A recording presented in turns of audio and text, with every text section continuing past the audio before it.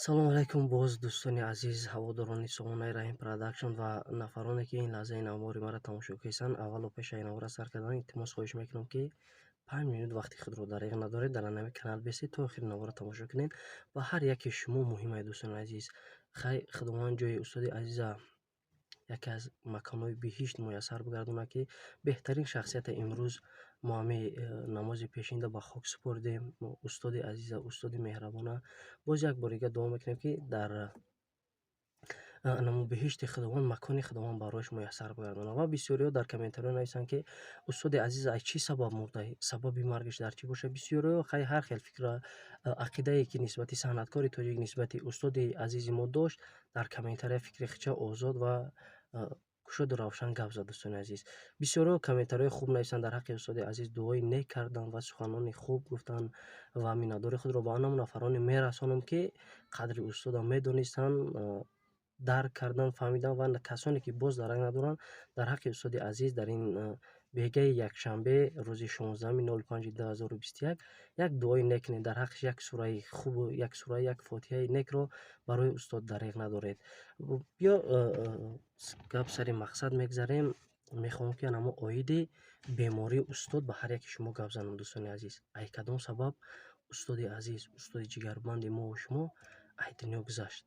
Бисёриҳо гуфтанд, ки сабаби марги устод аз ҳисоби коронавирусай, аз ҳисоби нӯшокиҳои спиртиай, аз ҳисоби дигар корҳое ки мекунанд. Вақте ки санъаткор шидодам, бисёриҳо номашонро бад ҳис мекунанд. Дӯстони азиз, лек устод як шахси бузург буд, як шахси покдил буд, як шахси меҳрубон буд, як шахсе ки дилаш синаи раҳм нисбати ҳамаи нафароне ки дар ҷойдои санъат нав қадам мегузоштанд, як дили раҳм дошт, ки ҳар як шахсиятро дастгирӣ мекард. Дӯстони азиз, баъд ногуфта намонад, дӯстони азиз, ки сабаби асосии маргаш он буд, ки анамо Аллоҳи меҳрабонда дар кор буд, бе ягон дард, бе ягон касал, бе ягон сабаби зиндагӣ.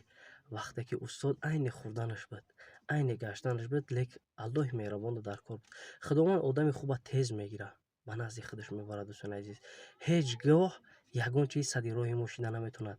Пулдор бошӣ, молдор бошӣ, мошиндор бошӣ, хонадор бошӣ, ҳазор дову дастгах дошта бошӣ, дар назди худованд оҷизӣ. Марг ҳатто туро намепурсад, ки ту дар кадом вазъияти ма биём туро бигирам. Фақат одамизод фариштаи марга дар ҳамон вақте ки ҷонша метаҳад, ҳамон вақт мебинад. Дӯстони азиз, дигар вақт дида наметавонад. Сабаби ҳамин видео кардани видео обращении ман ҳамин буд, дӯстони азиз, ки устоди азиз бе ягон касалӣ, бе ягон чизое ки шумо фикр мекунед, аз ӯ ҳисоб намуд. Худованди меҳрабонда дар кор буд. Вақте ки буд шавад, ягон чиз рол бозӣ намекунад. Ягон чиз рол бозӣ намекунад. Фақат бародарони азиз, бародарони ҷони ҷигари ма чӣ кор мекунем? Ҳама каса дар ҳаққи устоди азиз, устоди меҳрабони мо шумо як дуои нек мекунем, як дуои хуб мекунем, як дуое мекунем, ки дар ҳамин рӯзе ки якшанбе, бегаи якшанбе, худованд дуои моро ба даргоҳаш қабул мекунад. Ман ҳамчун як шогирди устоди азиз, ҳарчанд марам даст додагӣ набошад, ҳамчун устоди азизи худ медонам, гуфтанӣ ҳастам, ки худованд ҷоша ҷаннат гардонад. Дар ҳаққаш ҳатман дуои нек мекунам.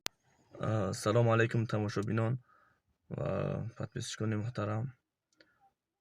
Мо ба хотири устод Назир Мадмусо хостем як навор кунем бо ҳамроҳи Раҳим продакшн.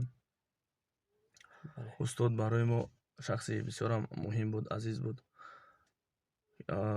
мо дар қатъи устод дар филмҳо бозӣ кардем, ду филмда бозӣ кардем. Филми Асир буд ва филми Марди Пуртоқат. барои мо ҳам як мусибат аст, ки масалан яке аз шахсиятҳои бузургро аз даст додем. Яке аз сутунҳои санъати тоҷик буд, актёри фаъол буд, чӣ дар давраи шӯравӣ ва чӣ дар давраи замони истиқлол.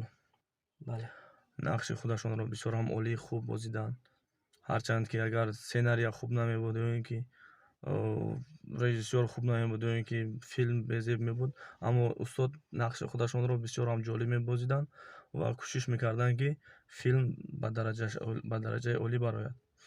мо сараввал барои аҳлу оилаи он кас сабри ҷамил хоҳонем ва хоҳони онро дорем, ки дӯстон ва наздиконаш дуогӯи он бошанд, ки худованд дар раҳмати худаш онро гирифтор кунад, то ин ки раҳмати илоҳӣ васеъ аст. Албатта ҳар кас ба иштибоҳ намешавад, худованд гуноҳҳои онро афв кунад. Фақат ҳаминро гуфтаниям. Ва овозҳо зиёд шуданд, ки устод аз чӣ мурд, аз ягон сабаб шуд. Хоб, устод дар синни 70-солагӣ аз сактаи дил вафот карданд. Хоб, амри яъне ҳар кас вақти ҳамон қадар бучида худованд дар вақти кор буда, и бучидааст. бисёриёш мегӯянд мисол коронавирус дигар сабабҳое ҳастанд, ки мисол аз ҳисоб ин чиза ҳеҷ ка гуфта наметавонад. Дӯстони азиз, чӣ хеле ки озӣ ма Хоб, қайд кардам гуфтам, ина бо бародари азиз мо ҳам яке аз шахсиятҳои беҳтарина инчунин шеър ва бисёр сценариҳои хуб менависа бародари азизи мо Юсуфи Гулрезӣ. Хай мо ҳамин қадар кор карда метавонем дӯстони азиз, ки дар зинда буданашон, дар мурданашон фақат аз дасти мо чӣ кор меяд? Як дуои нек, дуо. як дуои Бале. нек. Шояд бисёриҳо бигӯянд, ки сабаби навор кардани шумо барои пул кор кардан, барои монетизатсия, барои ине. Дӯстони азиз, фикр кунед, ки вақте ки мо наворам мекунем, дар комментария 300-400 кас менависа, мега худованда, худо устоди азизаш ҷоша ҷаннат кунад, ё дар ҳаққаш як дуо мекунад.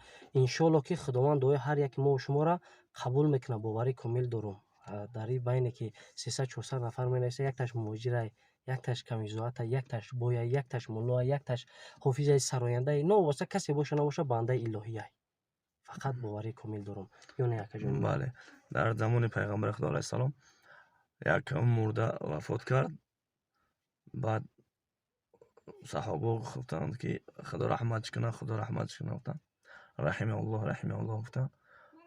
Пайғамбар алайҳиссалом гуфтанд, ки ваҷабат, ваҷабат. 3 бор гуфтанд, ки ваҷабат.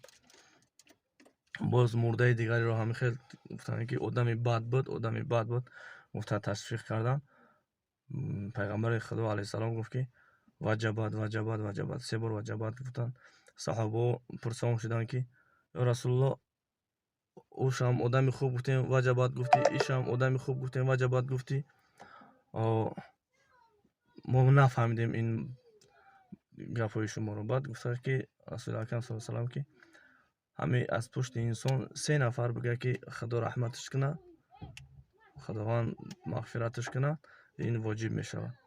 Ва агар 3 каси дигарам ки бигӯяд, ки одами бадай, хоб бад мешавад. Хоб аха мо дастаҷамъона дуо мекунем, ки худованд устод Назрманд Мусоро раҳмату шоистаи ҷаннатш гардонад, то ин ки барои мардум бисёрам хизмати шоиста карданд. Бале. Филмам яке аз нақшҳое барои мардум аст, ки то ин ки бада бифаҳманд, ки чӣ хел бад аст, нека бифаҳманд, ки чӣ хел нек аст, то ин ки мусибат ба сари инсон чӣ хел меояд.